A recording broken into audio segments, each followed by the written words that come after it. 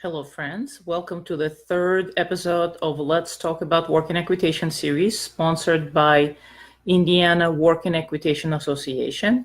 I am Lydia Taylor. I am Confederation for Work in Equitation judge and technical delegate. And today we'll start discussion on obstacles used in work in equitation. As always, live questions are welcome. If you're watching this in replay, please feel free to put your question in the comments and I'll get back to it. The idea is to take it one obstacle at a time, and we'll discuss all the details, the size of the obstacle, how it should be executed, what the judges are looking for, what are the most common mistakes that we see, and perhaps even some tips on building the obstacle or how you can practice it at home without actually having to build the obstacle. All the information on technical information on the obstacles is available on Confederation's website, confederationwe.us. You want to look on the Rules tab, and this would be an Appendix B, has all the specifications of obstacles. I often get asked about any other resources for studying the obstacles, and while there's a multitude of resources and websites available online, there's only one, to my knowledge, that is specific to the U.S. rulebook, and that would be this book. Let's see it this way. Work in Equitation Handbook, Ease of Handling Trial, and we can see, written by Kelly Christ and Taryn Warren. And it's a wonderful book with a lot of illustrations. They not only go over the obstacles, they also offer exercises, schooling exercises. And as the rule book changes from year to year, and sometimes a couple times a year, they do issue updates. So no worries if you order the book today and there are changes that are made within a year, you'll be able to get an update. All right, so let's start with a bridge. Before we get going, I, for myself, for my own use, for schooling purposes, I like to categorize the obstacles as transition obstacles, lateral work obstacles, and suppleness bending obstacles. So the first obstacle we want to look at is a bridge, and to me is a transition obstacle. Usually on a course, it would be used with the markers at the entry and exit. And if there are no markers, you will have to transition a horse length away or after the bridge. Well, why do you need to transition? The bridge is the obstacle that's written at the walk at all levels in work in equitation. Therefore, if you're writing intro, you'll be trotting between the obstacles. You'll have to transition down to walk, execute the bridge at the walk, walk away a horse length away, and pick up your trot again. So if you can't, at any level above that, you'll be cantering and transitioning down to the walk. The bridge itself is not designed to be intimidating for the horse. It is minimum recommended size is 5 foot wide and 13 long.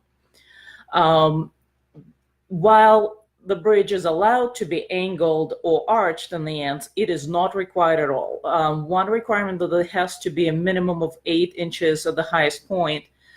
But if you're building one at home, you can simply build a raised platform 8 inches off the ground.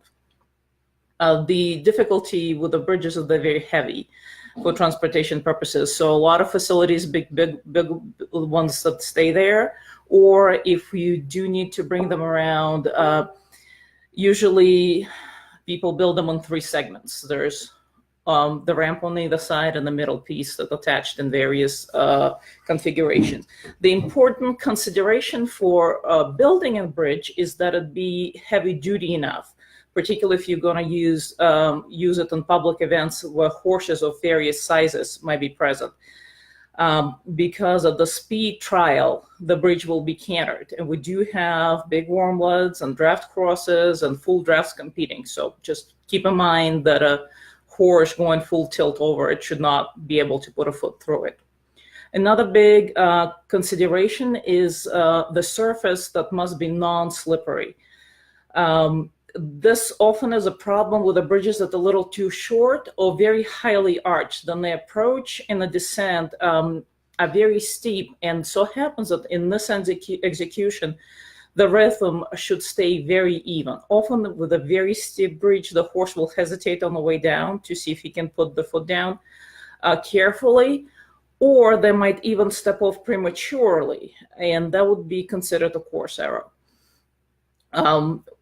What the judge is looking for is calm approach, clean transition off the forehand, crossing the bridge in the center without horse showing any signs of hesitation, resistance, staying softly on the bit, transitions at the markers if they're present, and you ride the transition the same way that they're required of you in the your dressage trial. For example, if you're riding novice A, all your canter to walk transitions are ridden through trot. So therefore, if you're riding a novice A level, which is level 2, you cantering between the obstacles. You should plan your transition several strides away, so you come down to a trot, a stride or two before the marker. So by the time the horse's nose passes the cones that mark the entrance, he's walking into the obstacle at the walk already. On the way out, wait till the horse walks all the way till the tail is out of the exit markers. Then you put a stride or two of trot, and then you can pick up your canter. If your dressage test already calls for walk, canter, walk departs, this is what you shoot for ideally. Hi, BD. Hi, Angela. So training-wise, I would concentrate mostly on transitions and then challenge your horse by crossing various footing that looks different. The dry way, anything that might sound differently. Trail riders have a great advantage over people who primarily school in the arena, because bridges happen all the time on trails. If you don't have a bridge, don't have access to one, don't have ability to build one, it might be sufficient just to put a piece of very thick plywood down and have your horse getting used to walking over it. Be encouraging, don't try to overface it. On the paper, this obstacle seems very easy. Just ride up to the bridge and walk over it. You'll be surprised how many horses hesitate, even refuse multiple times, and riders end up disqualified on such a seemingly deceivingly easy obstacle. So that's the bridge. Next, we have a figure eight. And figure eight, just what it sounds like, usually marked with 2 barrels. Barrels are easy to find locally. If you go on Craigslist, I'm sure you can find plastic barrels of all kinds for $20 a piece, 20, 25. If you're shopping for something nice looking for your facility, the wooden barrels are available. The whiskey barrels, wine barrels, are a little pricey, and they're very heavy. I personally own plastic barrels because I transport them to clinics and shows all the time, so that makes it a little easier. There is no standard size for the barrels. So if you're setting up your course alone, there's not a problem getting smaller barrels. So it's easier to transport. Now, for all levels, barrels are set 10 foot apart on center. And this is very important. Now, each level has various requirements to execution. If you remember, I think in the previous episode, I showed you this chart. You can see it clearly, but it's available again on Confederation website. And it lists each obstacle that's in the US rulebook and the gate or gate options for execution at every level. For example, figure eight is the second obstacle. We're going to talk in the order that they appear in this chart in the appendix. Figure eight, children have a choice to walk or trot it. In an intro level, you also have an option to walk and trot.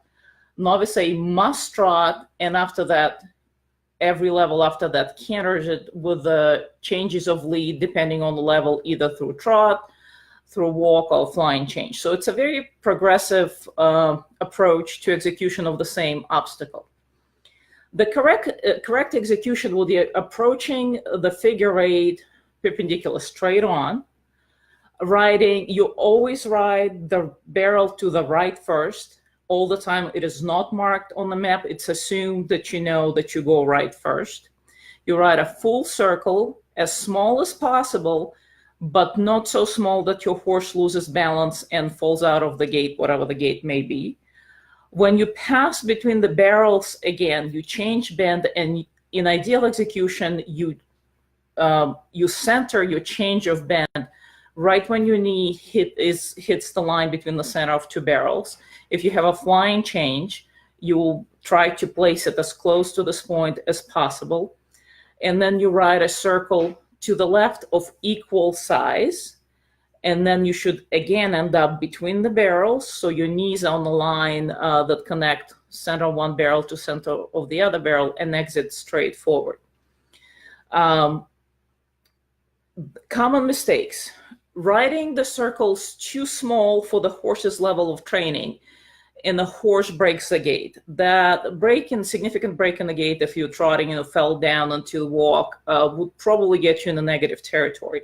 Because in addition to that, you're probably going to lose geometry by the time you're going to look to restore your gait. There's probably going to be some resistance. Things barely go wrong, just one little detail at a time. Usually it's a bunch of things that leads to a problem. So not too small, but also not too large. If you ride the obstacles so large as to remove all difficulty, it's also, while it's sufficient, it's not satisfactory. You took all the difficulty out of the exercise. What's important to remember that the right and the left circles must be identical, symmetrical. Often, if so happens, maybe to the right is more difficult direction for your horse, and you went, let's say, 10-meter volta, 10-meter circle, and you turn around, and to the left your horse is much stronger, and now you rode an 8-meter circle. Even though you didn't break the gate and you changed bend correctly, you're going to get docked on geometry.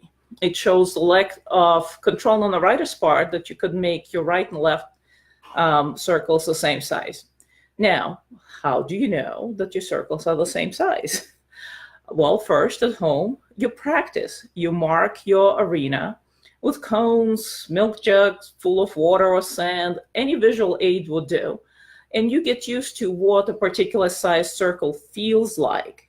If you ride it every day, if you practice it every day, you remember the feel, and then you're able to do it in an unmarked arena. Secondary, you count the strides. Pick a leg, maybe inside front leg. If you're riding to the first circle to the right, maybe right front leg is the one you pick. Count how many times that foot steps down for you to complete a circle. Let's say you take 12 strides to ride your volta to the right. Well, make sure the left one takes just as long. Now, in ideal execution, the center of the barrel is the center of your circle. That makes for very, very small circles. It's roughly 10-foot circles to either side. Very difficult, particularly in intro level, novice levels, your horse will not be able to do that. So you cannot use the barrel as a center point reference to your circle. The barrel should be on the middle point where the diameter of your circle rests. So just as far as you went beyond the barrel in the beginning, that's how far behind that line you have to come back on the backside. And this is a little difficult just to verbally describe. That's why we do clinics, so I can show you in person, or your local instructor can walk with you. Another common mistake when you have canter and changes of lead of canter through trot or walk, riders forget that it's not the transition that happens at that middle point, but the change of bend and a change of lead that has to happen there. So therefore, if you're cantering, you need to transition to trot a couple strides before the middle point. So in the middle, you can change bend from right to left, and the next stride pick up your canter left. Again, marking, you don't have for home use, you don't have to have barrels. Cones are perfectly sufficient to put in the middle. If the outdoor shows, I've seen so happen that the facility had perfectly spaced trees. So two live huge trees, and they were used as a marker. Other show had a cutout of cowboys on either side. So it could be pretty much anything. Normally, working equitation shows try to keep the obstacles natural looking, what you'd expect to encounter in the field or out working. So how do you adjust this obstacle? So the younger horse, you can simply ride a larger circles, making sure that they're even. And this is going to be indicative for you if you're schooling at home and your circles right and left with a minimum of rider input are way different sizes. This is your homework. Making sure the horse gets stronger on the weaker side, making sure the rider's outside aids are strong enough to prevent the horse from drifting out on his weaker side. That's a big homework. So this is what I would consider a suppleness and bending exercise, because two circles. And I forgot to add a note before we started that keep in mind that under current rules, any obstacle that you don't have to use your hands, you could be asked to carry a garrocha over that exercise. So you could be asked to carry the pole over the bridge or riding a figure eight. There is no requirement that you must keep the reins in one hand, even if you have a garrocha in hand. I do have to admit that it's very awkward to have a stick and the rein in the hand, but it's possible. We'll touch upon that when we get to the garrocha, pick up the garrocha obstacle. All right, moving on, livestock pen. That's another one of those that on paper, seemingly very easy exercise that any horse and rider should ace. The pen is two concentric circles. Your inside circle, the actual pen, is 10 foot in diameter, and outside fence is 20 foot in diameter, which leaves you roughly 5 foot corridor for your horse to move through, and the opening is about 5 feet as well.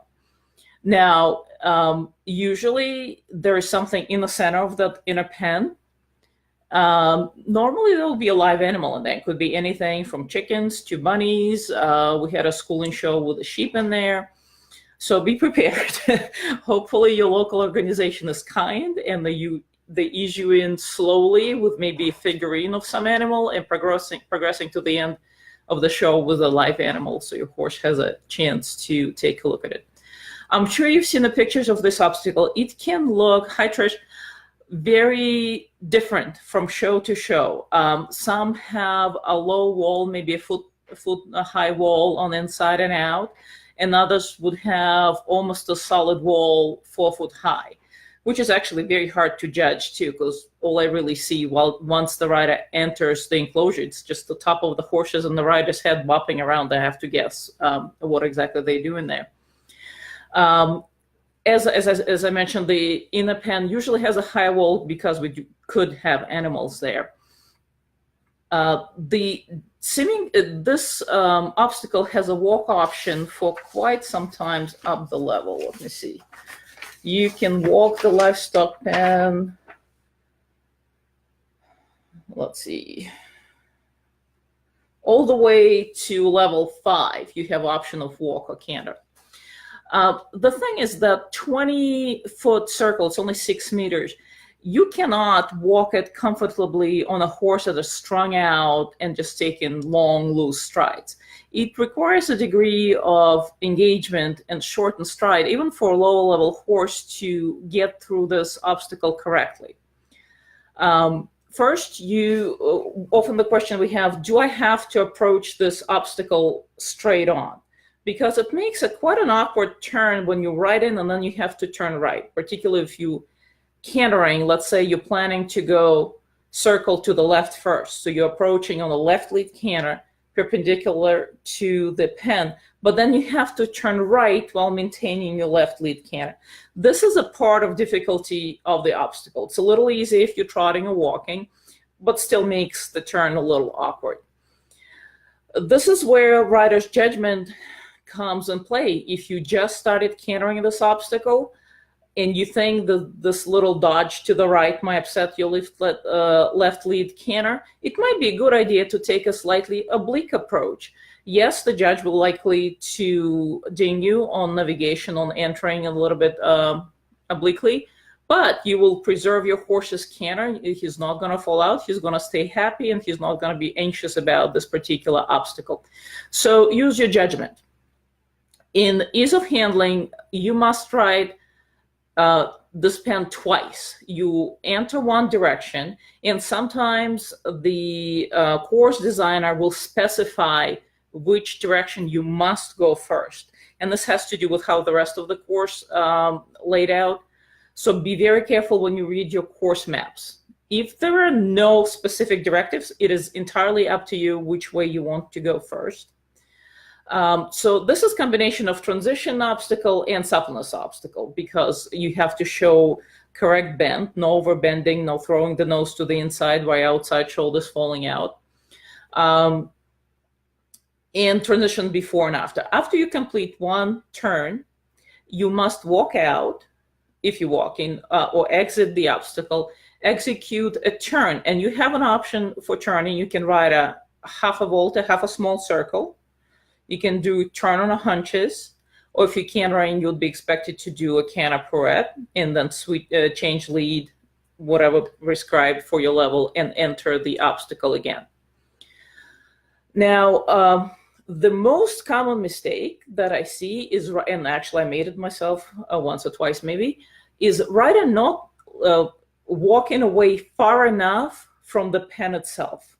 Somehow when you walk it on foot, it seems very reasonable. Then you get on a horse and it seems like you've been walking for a long time. You really should turn, and you execute a turn only to find out that your horse's nose just about to hit the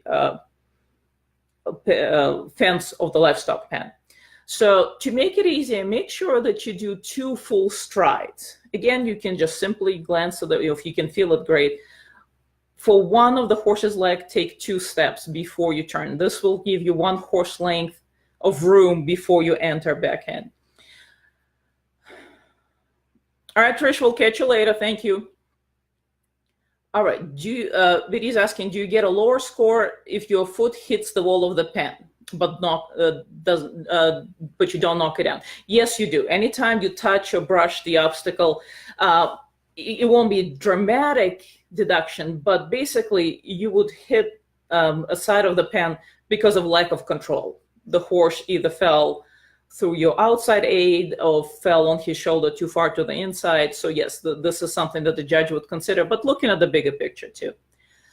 Now, the livestock pen is another one of those obstacles that you can be asked to carry garrocha through. Again, we'll talk more detail when we get to the garrocha. But don't be intimidated, because as hard as it seems to perform, the pen itself helps to direct your horse around the turn. So it's really not too bad. All right. So preparation, training-wise. Generally speaking, most of us will be riding this at the walk. No, a lot of people do not school walk enough. Personally, I walk 15-20 minutes before we move on to any other work. So paying attention to circles, because remember, starting at intro level, you already have half a 5 meter, which is 15 foot in diameter, circle in the intro dressage test. So this is an important part that should not be neglected, and the benefits of thorough walk, warm-up, and training will be seen up the levels and all other gates as well. So we covered the turn through half circle, and if you're trotting, that's probably a good idea to do that, not to interrupt the gait.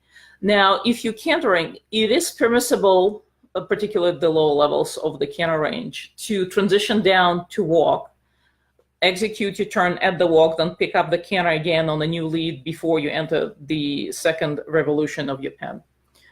If you opted to do turn on the hunches, please make sure it's really well executed. This turn is 33% of the execution of the obstacle. And very often this is where the rider loses control and the outside hind leg steps out and the horse spins on the center or ends up doing turn on the forehand. The rule's very specific. It must be turn on the hunches or the pirouette if this is what you choose to do. So this is another schooling idea for you to take home. Hi, Sue.